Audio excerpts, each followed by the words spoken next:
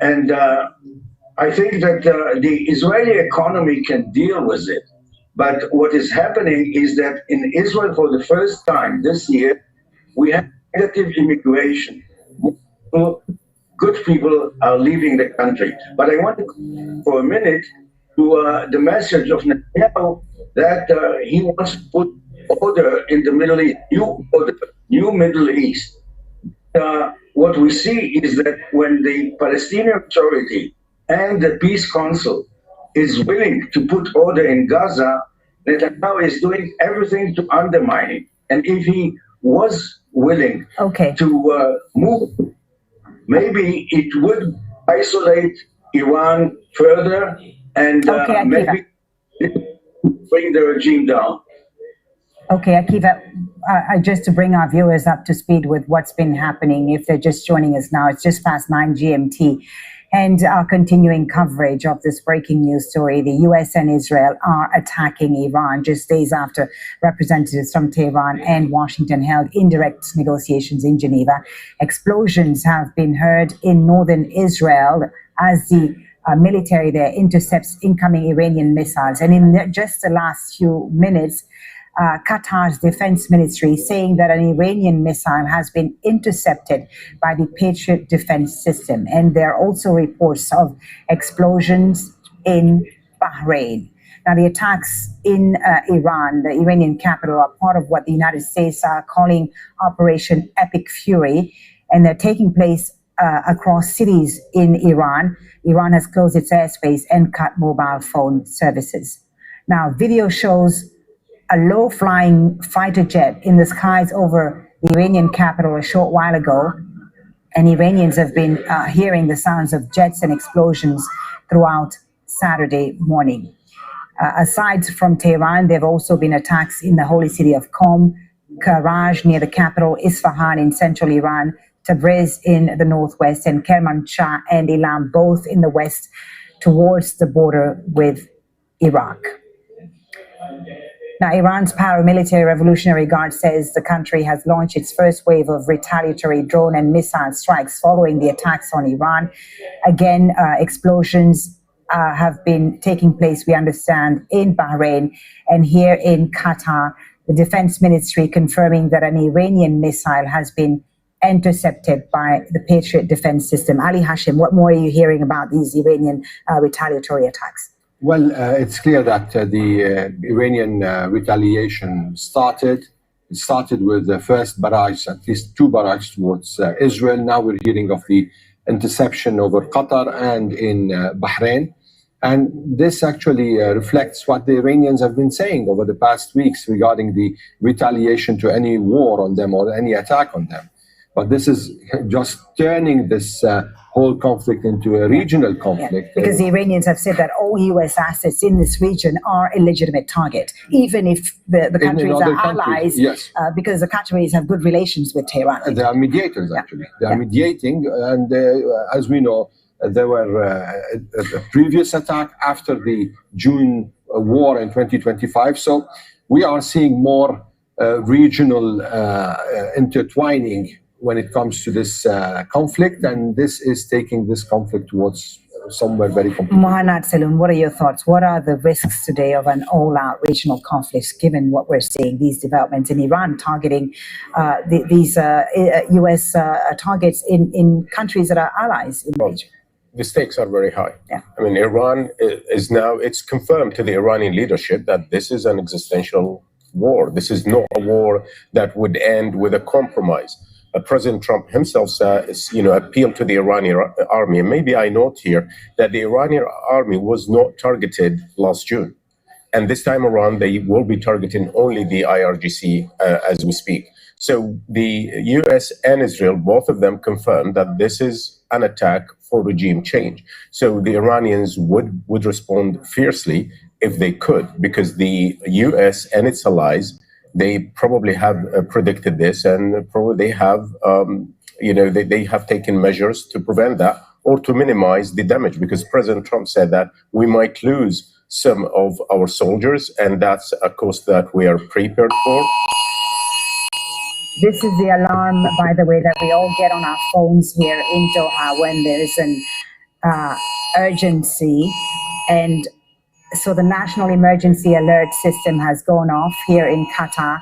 The Defense Ministry in Qatar announcing just a short while ago that an Iranian missile has been intercepted here in Qatar, warning citizens basically to take shelter.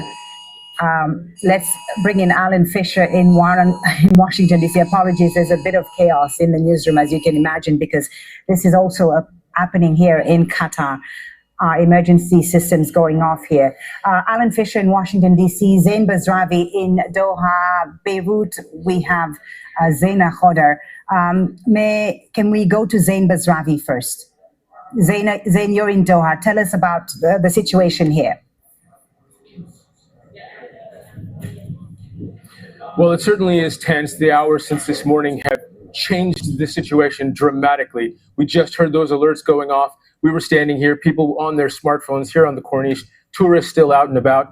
All of their phones went off at the same time, warning of the threat of incoming missiles. Now, earlier, an official source in the Qatari Ministry of Defense confirmed to Al Jazeera that an Iranian missile was shot down using Patriot systems. Of course, Patriot defense systems were mobilized in multiple numbers ahead of this invasion ahead of this attack on Iran by the United States to multiple friendly countries all around the region. And that seems to be taking part in this conflict now, though they are now serving their purpose. Just within an hour of that confirmation by the Defense Ministry, the U.S. Embassy had issued a warning saying, missile incoming, imminent missile strikes, duck and cover until further notice, continue to shelter in place. So that warning followed by this information about the defense, the Patriot defense systems shooting down an incoming missile. The airspace around Qatar, UAE, Kuwait, Bahrain, all of these airspaces have been closed. Since we've been out here, we've seen a few flights in the air in the past hour. Those were perhaps the last flights to come in and out of Doha, perhaps for some time. That U.S. warning, that U.S. Embassy warning, telling people to shelter in place, but also to have food and water supplies, to have a plan to exit. There seems to be this urgency from the U.S. Embassy to suggest that this may be a protracted event. So yeah, the emergency alert we all got on our phones just a short while ago here in Qatar from the Qatari authorities telling everyone here in Doha to stay away from military installations. As you said, a huge U.S. military base in Doha. Difficult to say what is going to be the scope of Iran's retaliation, isn't it, Zain? Well, I can tell you from reporting I've done in the past in Iran for years, whenever you speak to officials on the ground, whenever you speak to any analysts, really anyone that is connected to the government or the IRGC or the military establishment or the clerical system of government in any way, they continue to say that everyone around their country are all friendly neighboring countries. They want to maintain friendly ties, but they continue to point out that they all host US bases, and if Iran is attacked, there's been an admittance by a number of analysts and officials that they know that a full-scale U.S. invasion is something that Iran is unlikely to be able to combat strictly because of the asymmetry of military power on the U.S. side.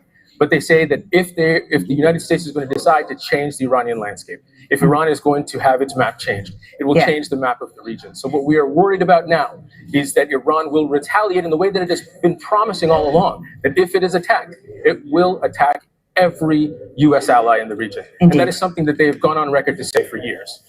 Qatar's airspace has been closed. Bahrain's airspace also closed. We are looking on the left-hand side of our screen there of the explosion in Bahrain. And in Qatar, this was the missile that was intercepted earlier. It looks like in Bahrain, there has been some sort of explosion, unclear as to whether this is something that was intercepted or it made impact, Zain.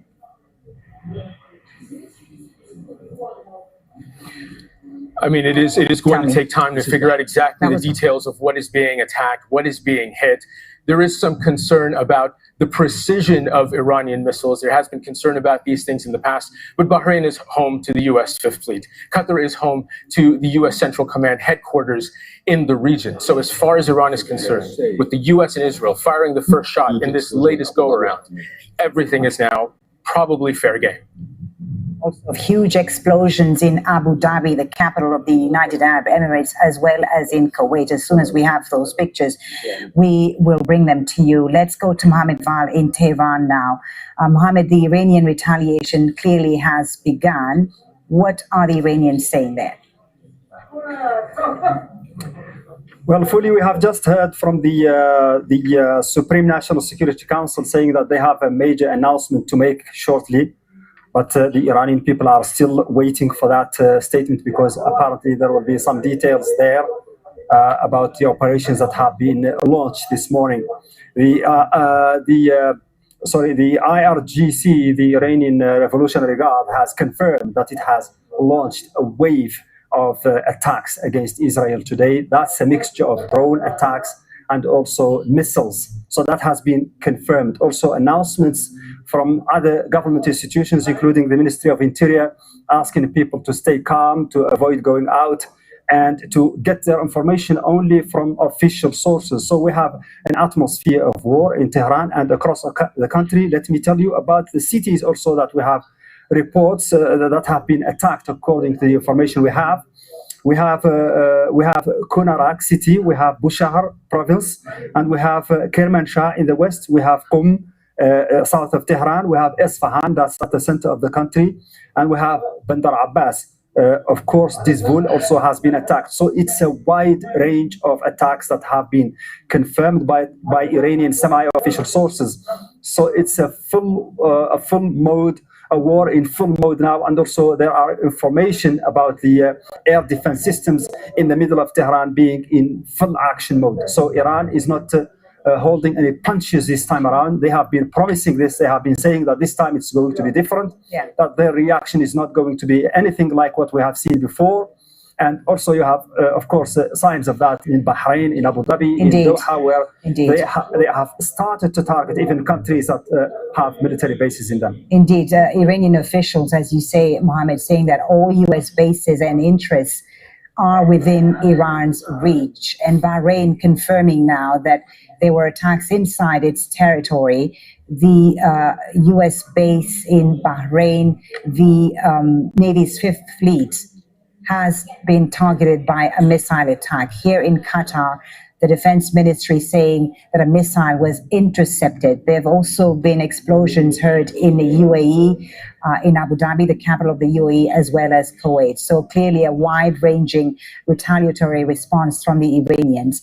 They have made preparations for this, as you said. What about the Iranian people, Mohammed?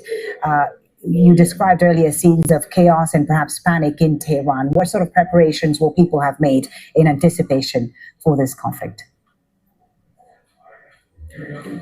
Well, we told you about the traffic jams. That situation is still continuous behind me. It is getting even worse. It's getting worse now. And the Iranian people, of course, because of this semi-total internet blackout, we are not able to access all the reactions by the people. But we know that they have been bracing for this for some time now. Iranians, as you know, I mean, we have those Iranians who might be expecting or even hoping for some kind of action to change the regime. But also we have millions of Iranians who are against this war on their country. And right now what they have is to follow the orders of their government. The government has asked them to stay calm, to stay home, and to avoid going out in the streets. We know, as I told you, there is this mixed reaction among Iranians, among the opposition, and those people who have been protesting against the government. Probably they are wishing for some kind of safe change of government in the country without themselves being hurt, which is a very, of course, difficult situation when your country is under attack. You wish you are personally safe, your family is safe, but also you're also wishing for a major change in a change of regime.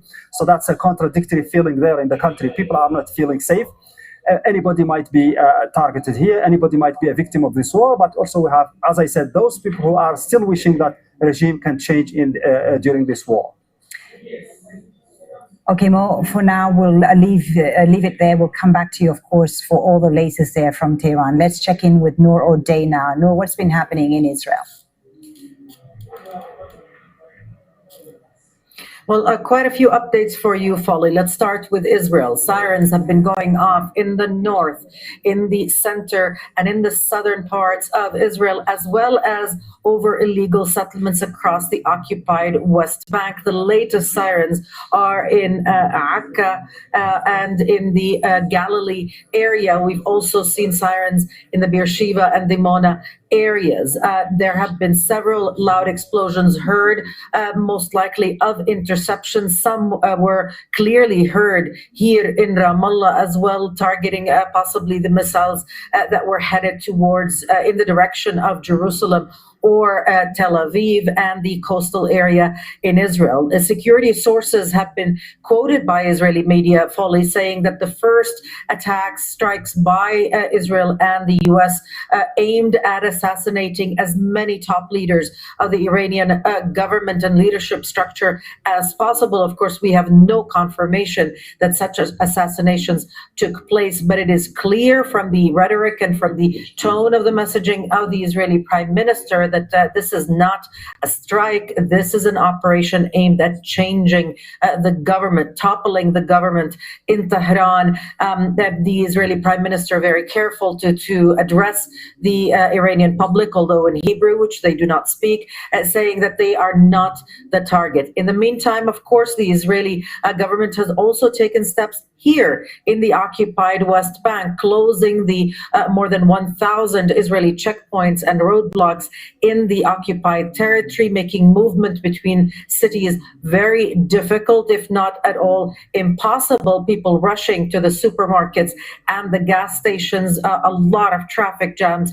reported across the occupied West Bank, with the Palestinian Authority trying to give some comfort to residents here, saying that there are food reserves that would be sufficient for up to 6 months. But really, there is a lot of concern here. There are no public shelters in the occupied West Bank.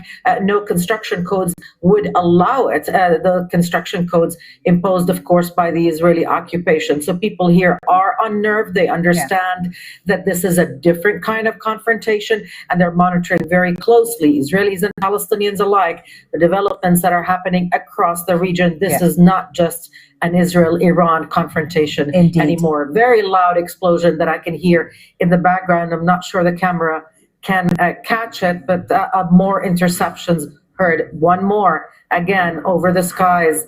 One more in the Ramallah area. So certainly this is an ongoing situation with missiles reaching volley after another from Iran, targeting Israel in retaliation for its initial strikes in the early hours of the morning. As you said, Noor, a lot of concern, not just in Israel, Palestine, and Iran, but across the region, with Iran now starting to retaliate. The Iranians targeting the 5th U.S. fleet in Bahrain, missiles intercepted here in Qatar, but also explosions heard in the UAE announcing the closure of its airspace. You talked about the Israeli Prime Minister earlier and his message to the Israeli people, but also to the Iranians. Let's listen to what Benjamin Netanyahu said. Israel and the United States launched a joint campaign, Operation Lion's Roar. The objective of the operation is to put an end to the threat from the Ayatollah regime in Iran. At this time, the IDF is attacking targets of the oppressive regime, facilities of the Revolutionary Guard, along with the United States military, targeting ballistic missile sites that threaten both Israel and U.S. forces. This operation will continue as long as necessary. In recent months, the tyrants in Iran have been plotting to rebuild their nuclear and missile capabilities and to bury them underground, where we won't be able to strike them. If we don't stop them now, they will become invulnerable. To that end, the representatives in negotiations are trying to buy time, attempting to buy time in fruitless and deceitful negotiations with our American friends. Whoever lays down their weapons, including among the regime forces, will ensure their safety and secure their future. The Iranian people in all their diversity, Persians, Kurds, Azeris, Baluch, Abkhazians, and all other citizens of this wonderful nation, this is your opportunity to establish a new and free Iran. Take your destiny into your own hands. Let's speak to Gideon Levy now, columnist at Haaretz newspaper. He's in Tel Aviv. Gideon, how big of a risk is Netanyahu taking by launching this operation on Iran? It's not only Netanyahu. Israel is taking a hell of a risk.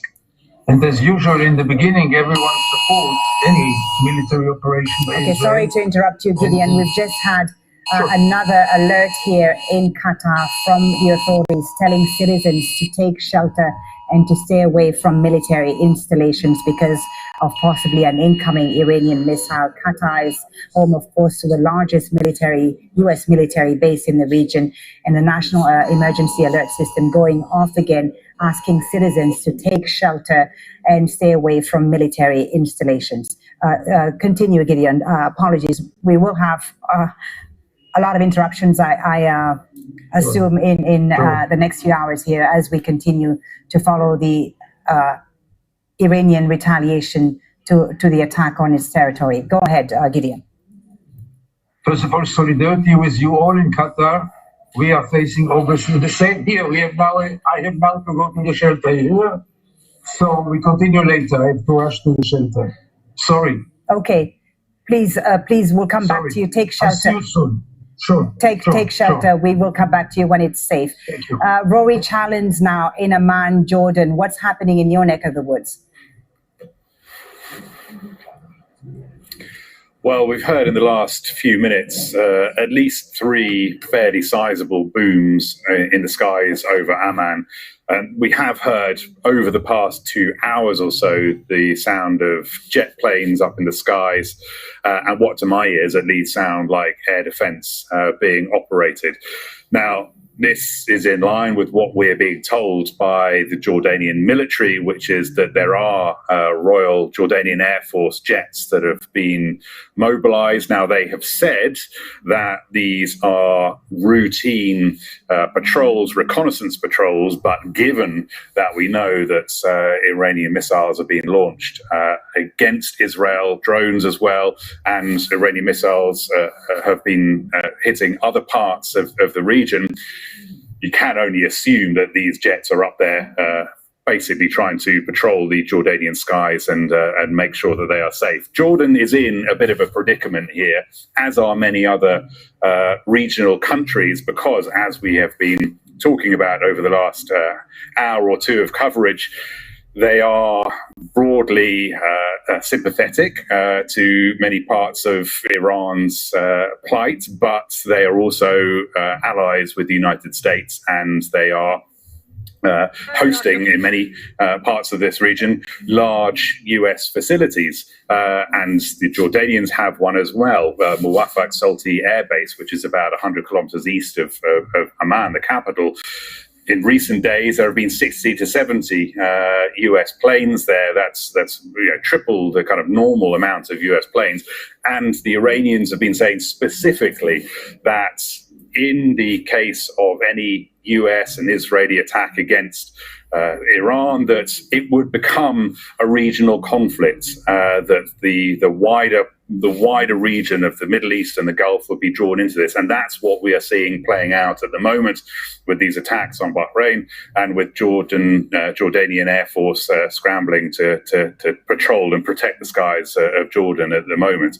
Now, many countries in the region, Jordan being one of them, has said that they would not, specifically, they have said that they would not take part, they would not facilitate any US attack on Iran. Now, that was a message to Iran specifically to say, look, don't retaliate.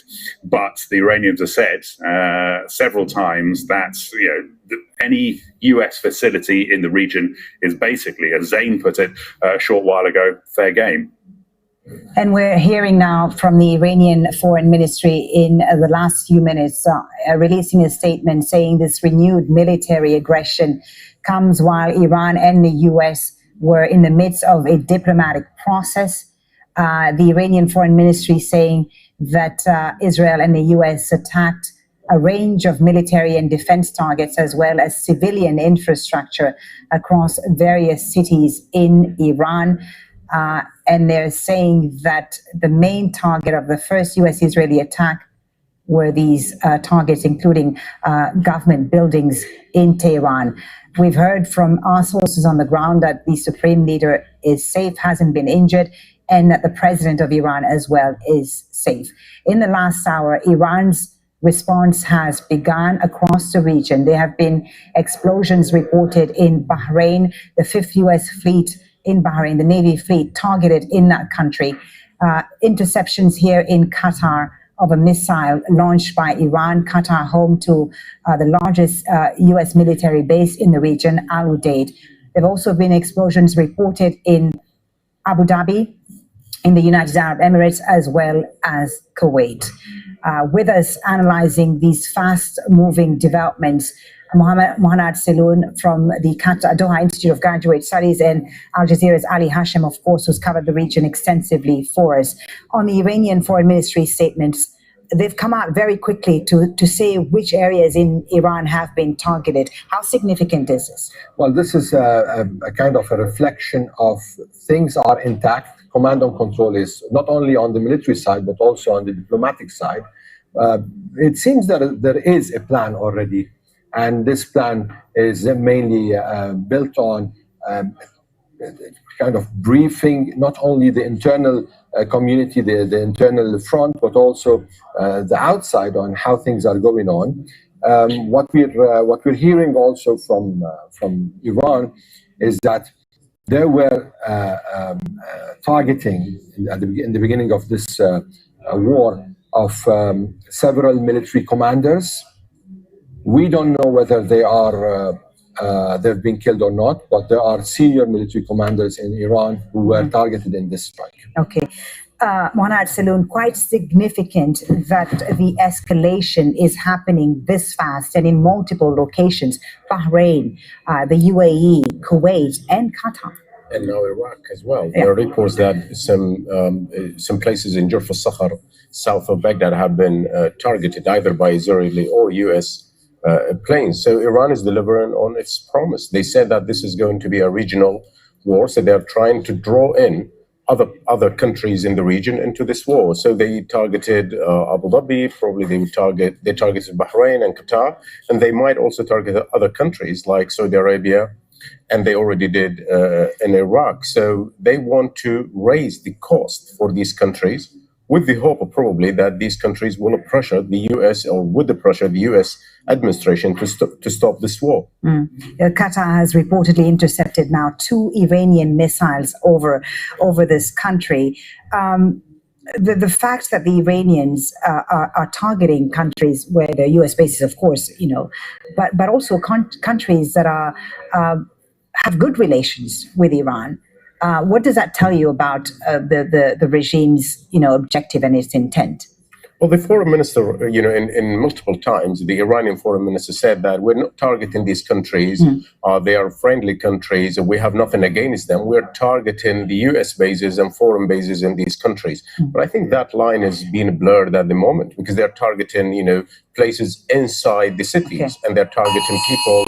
Another alert, another national emergency alert here in Qatar, which says, please ensure to stay at home or in a safe place and not go out, only for extreme cases until the danger has passed. Clearly, incoming danger here in Qatar as well. 2 missiles have already been intercepted here in Doha by the missile defense system. It would seem a 3rd one is incoming. Mohanad, the Iranians clearly are prepared this time around. They weren't caught by surprise, given the response we're seeing.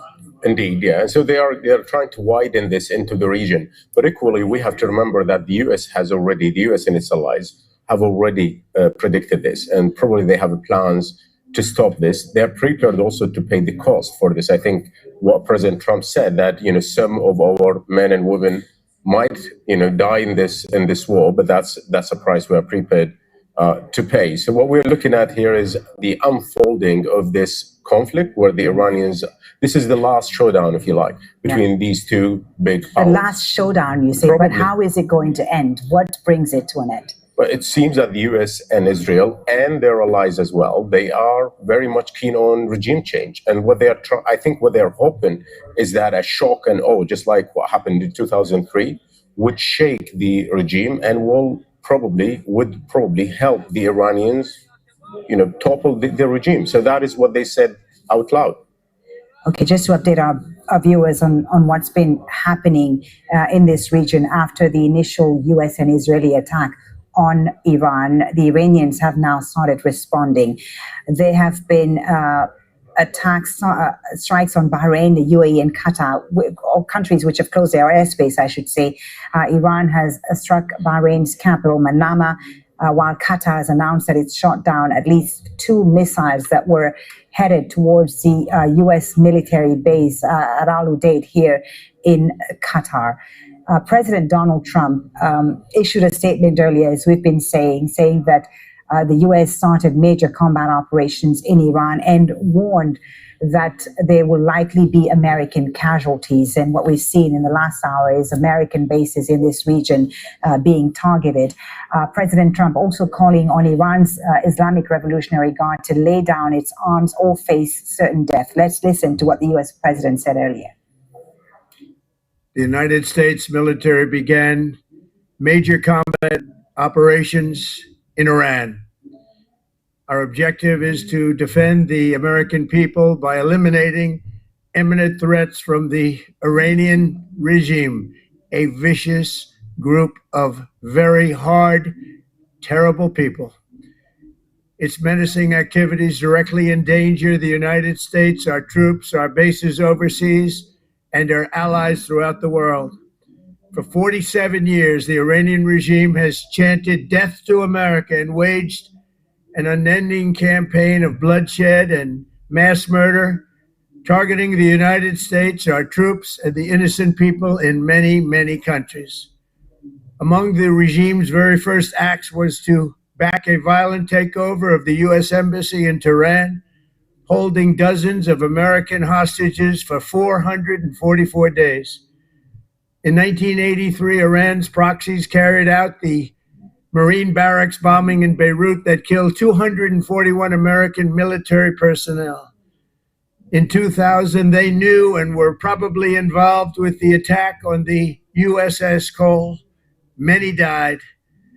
Iranian forces killed and maimed hundreds of American service members in Iraq. The regime's proxies have continued to launch countless attacks against American forces stationed in the Middle East in recent years, as well as U.S. naval and commercial vessels and international shipping lanes. It's been mass terror, and we're not going to put up with it any longer. Let's bring in our chief U.S. correspondent, Alan Fisher, in Washington now. Alan, President Trump making there the case for war, but how big of a political risk is he taking by launching this operation on Iran? Well, of course, he said when Barack Obama was running for election that Obama would launch a war in Iran to make sure that he continued to win. He talked about how regime change was an outdated idea, that the US was involved in stupid foreign wars, that neocons were sending children to fight wars that they themselves wouldn't fight. And of course, famously, he said that if you voted for Kamala Harris, you were voting for World War III. And as we're hearing news of attacks in Bahrain, in Qatar, and elsewhere in the region, there are people that are saying Donald Trump has ignited a small regional war, and they are deeply concerned, all done under the title of Operation Epic Fury. Remember, this is a man who just over 2 weeks ago launched the Board of Peace in the United States, saying that this would be a force for good, working alongside the United Nations. His own vice president in early January said that there was no intention of regime change in Iran. What they wanted to do was limit their nuclear ambitions, to stop them pursuing a nuclear weapon. And of course, we saw Operation Midnight Hammer in June, and the White House still has this on the website, that Iran's nuclear program was obliterated at that point. Now, we know that Donald Trump has come under pressure from Benjamin Netanyahu to take action against Iran. He has consistently pushed the idea that Iran was just weeks away from a nuclear weapon, something that he's been talking about for 20 years. Now we find ourselves in what is an open-ended operation. Donald Trump has warned Americans that there is the possibility there'll be American lives lost. That will be a problem for him with his base. That will be a problem for him with many people in the United States. And there's also problems ahead at Congress, because they believe that any declaration of war, and this is effectively a declaration of war, should have gone through Congress in the first instance. Good to see you in person. Alan, thank you very much for now. Alan Fisher in Washington there. If you're just joining us on Al Jazeera, it's just gone past 9:33 GMT. And the United States and Israel are attacking Iran just days after representatives from Tehran and Washington held indirect negotiations. Iran's paramilitary Revolutionary Guard says the country has launched a retaliatory wave of missiles and drones at Israel. Explosions have been heard in Israel's north as the military there intercepts those missiles. Iran has also targeted U.S. assets in countries including Bahrain, the UAE, Qatar, and Kuwait. Bahrain has just confirmed that there have been attacks on its territory, inside its territory. It says the headquarters of the U.S. Navy's Fifth Fleet has been targeted by a missile attack and has urged people to take cover in a safe area. Loud explosions have also been heard in Abu Dhabi, the capital of the United Arab Emirates, which has announced the closure of its airspace, both temporarily and partially. These are some of the latest images that appear to show interceptions over the skies in Abu Dhabi. And here in Qatar, missiles, Iranian missiles, have also been intercepted. Qatar, of course, is home to the largest U.S. military base in the region at Al Udeid. Let's go live to Zain Basrawi, who's in Doha for us. Bring us up to speed with what's been happening here in Qatar and the rest of the region, Zain. Well, just since we last spoke in the last 45 minutes or so, 30 or 45 minutes, we've heard at least 6 or 7 loud explosions. The last one that just happened felt a lot louder and felt like that was some kind of ground impact, but we can't confirm at this stage. If you look up at the sky, we can see puffs of smoke that looks like the Patriot systems intercepting. We are seeing multiple plumes of smoke, multiple explosions again. That's at least 4 or 5 explosions since we started talking. So it is an active environment. Just to give you a sense of how incongruous this kind of violence is to a place like Qatar. Civilian tourists are still out taking pictures. They're lining up for boat rides. There's vendors here trying to get them to take a cruise onto the water. What's happening now is so incongruous to the regular peacetime here, even with those explosions and attacks that we saw last year by Iran and Israel on Qatar. It is still something quite alien to people here. But these explosions are very apparent and very obvious, and there have been at least a dozen in the last hour. Just to clarify for our viewers, these explosions are interceptions, right? Okay. That's what it seems to be at the moment. That's what it seems to be. I can tell you that we were here, we heard one explosion that we felt on the ground. Yeah, we're hearing another alert. The reason I asked is because we just heard another alert saying Patriot defense system. Yeah, we've just heard another emergency alert. That's why I asked whether this was an explosion or an impact or interception. I'll come back to you when we have more clarity on what's happening. Let's bring in David DeRoche now, professor at Thayer Marshall Institute. David, what do you make of these fast-moving developments? First, the Israelis announcing an attack, the U.S. then saying they're part of this operation, and then Iran's response, which has been very quick and wide. Yeah. So let me start from the back and move forward. The Iranian response was to be expected. They used their short-range missile arsenal, which was not severely degraded in the 12-day war because it couldn't reach Israel.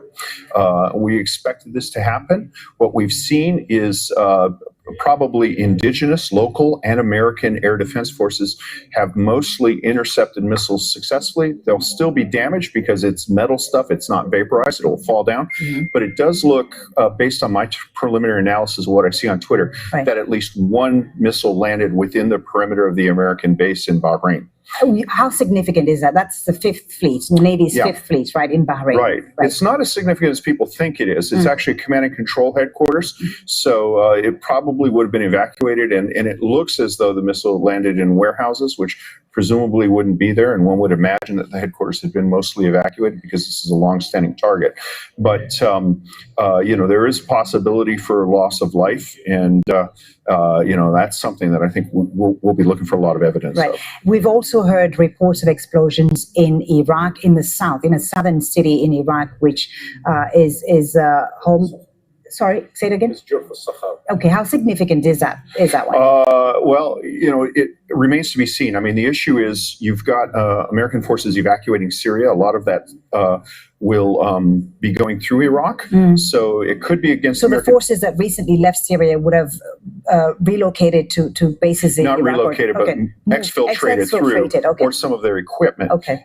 But you don't know. I mean, it could, the problem is sometimes you could have a natural gas explosion in the middle of conflict. You don't know. One of the rules I always go through, first reports in war are always wrong. So it remains to be seen, but we're in this period of confusion. We'll see what happens. But it looks as though there have been a number of successful intercepts of missiles so far. All right, let's get the thoughts of Richard Weiss now, who's a senior fellow at the NATO Defense College, joining us from Virginia in the United States. Richard, what do you make of the initial Iranian response? It's been quick and it's been wide, targeting not just one base, U.S. base in the region, but several.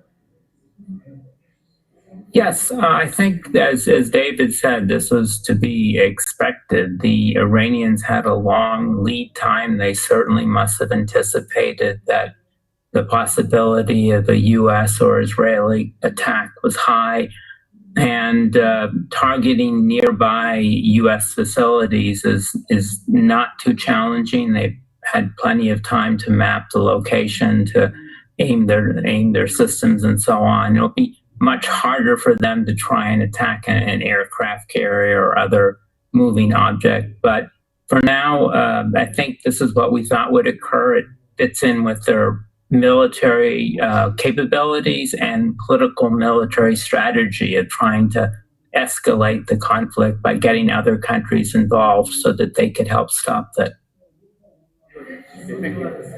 The latest reports also indicate, Richard, that there's been an explosion in Riyadh in Saudi Arabia. Obviously, Iran's allies in the region could now also be getting involved. How significant is that, and what does that tell you about where this is headed? Well, the Iranians know that it's going to be a challenge. A two-on-one conflict against Israel and the United States. So their strategy clearly is to pull other countries into the conflict. Israel, of course, but also U.S. Gulf partners and allies. And this is thought as a means for an early end to the conflict. So I think that's the basic strategy. The Iranians, they have capabilities to attack these targets, but they also are well defended.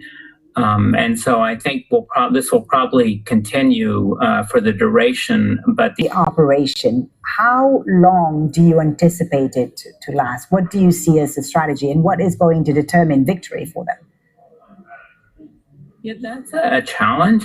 But from what we heard from President Trump and Prime Minister Netanyahu today, it sounds like their goal is regime change. So that would mean the war would continue until presumably the Iranian people manage to seize control of the government away from the clerical regime and establish their own. And that we just can't predict when or if that will occur. The assets that have been moved to U.S. Navy destroyers, over 300 aircraft. What does that tell you about the type of war that they're going to be leading? I think the key thing actually is the asset that's not there. So in past major military operations in the Middle East, such as the two wars against Iraq, there was a substantial buildup of ground forces.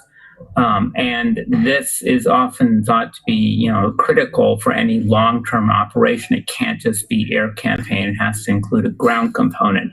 Sometimes it can be a local ground component. That's what the U.S. did in Afghanistan with taking advantage of the Northern Alliance. But here, it's all air and missile strikes, and the hope is that the Iranian people will, in effect, become the ground force. So that's what struck me, is just the reliance very much on air power and not without a major ground component. All right, Richard, thank you for now. Please stay with us as we continue to cover these fast-moving developments. Iran's foreign ministry has just issued a statement which reads in part, the attacks carried out by the Zionist regime and the United States against Iran are clear examples of armed aggression. It says, this moment represents a historic test for the Iranian nation, relying on faith, unity, national determination. The people and armed forces of Iran will once again defend their homeland. History shows that Iranians have never surrendered to aggression. This time as well, Iran's response, covered Iran extensively, is here with me in the studio, as is Mohanad Seloon from the Doha Institute of Graduate Studies. The Iranian response seems to be a very wide one. We're also hearing reports of explosions, a second loud bang heard in Abu Dhabi, as well as one now in Dubai and Riyadh.